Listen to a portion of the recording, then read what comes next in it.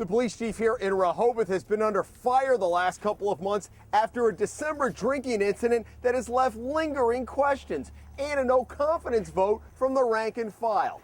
Well, this week we find that the chief has often been missing in action. It is just after noon on a weekday, and the parking space behind the station reserved for Police Chief Stephen Enos is empty, as it has been in the afternoon for weeks.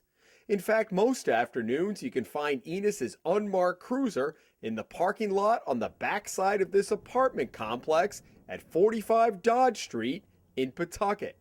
The address may sound familiar because it is the one Enos gave to East Providence Police after they found him the night of December 10th, up the street from the Riviera Inn on North Broadway, lying on the sidewalk and screaming that he wanted to die.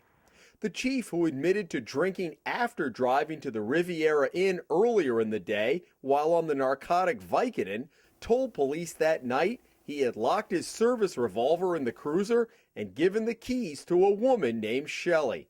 Shelley's address? 45 Dodge Street.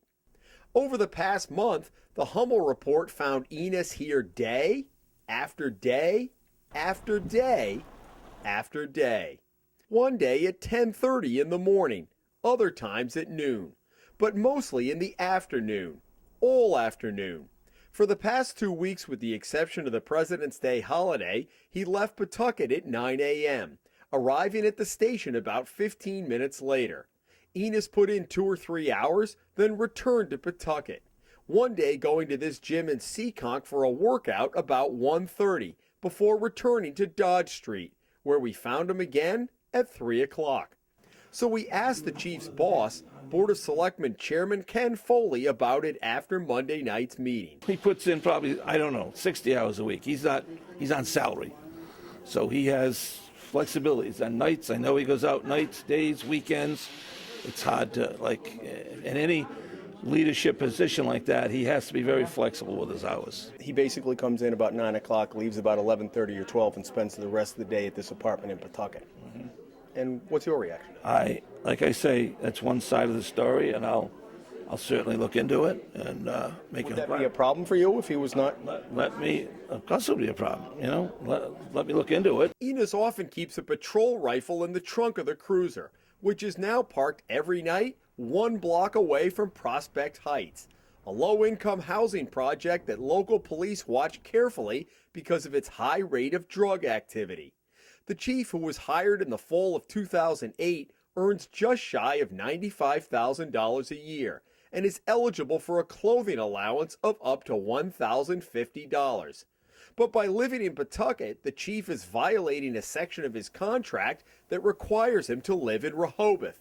In fact, he has not lived in town since he separated from his third wife last year.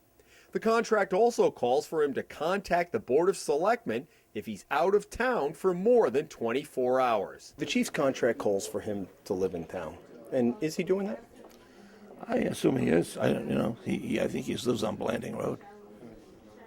So you don't know for sure? I don't run around and check all the employees. I know he was living there. I have no reason to believe he isn't living there. As the chairman of the Board of Selectmen, should you know where he's living if he's not living in town? I'd be interested to know, but like I say, I don't follow the chief. I don't follow the other. We're too busy. It's I haven't been following that at all. I'm assuming he lives on Blanding. Well, we have been following him in the last month and a half. He's been residing every night in Pawtucket. Oh, no kidding. Well, that's interesting. Is that a problem for you? I'll have to let me hear the other side of the story. Let me talk to the chief before I comment. The Hummel report has also learned the selectmen had to postpone a closed-door meeting with the chief last month because they could not reach him. The chief did not return several phone calls placed to him from Town Hall, and officials were required to give him a 48-hour advance notice of the meeting, forcing a postponement of 1 day until they could reach him. You had to put the hearing off a day because you couldn't notify him. You needed a 48-hour advance. That was originally, you said on that Monday meeting, it was scheduled for Thursday and it got pushed to Friday because, in fact, they were trying to get a hold of him and couldn't get a hold of him. Does that ring any bells? I don't remember that, but yeah, you may be correct. I don't remember that. The Hummel report found the chief had the license plates on his cruiser changed last month, in part because he was concerned about being followed by us. The chief's contract allows for reasonable local personal use of his cruiser, but we've learned the police car is his only vehicle, which may be why he took the cruiser to the party at the Riviera Inn in December. And that means taxpayers are picking up the cost for him to be commuting back and forth to Pawtucket. Enos, reached by telephone, refused to answer any of our questions until he speaks with Foley, including whether he is living in Pawtucket. He added that he would sit down with us for an interview, quote, at an appropriate time. Selectman Leffert, who is the liaison to the police department, said he was unaware of any of the issues we raised. I don't go around babysitting everybody. He's your chief of police, sir. But I got a business I run also. I can't be watching these guys. I get paid $0 for 3 years. This is a full-time job almost. Who does the chief answer to then? Chief answers to the Board of Selectmen. In Rehoboth, Jim Hummel for the Hummel Report.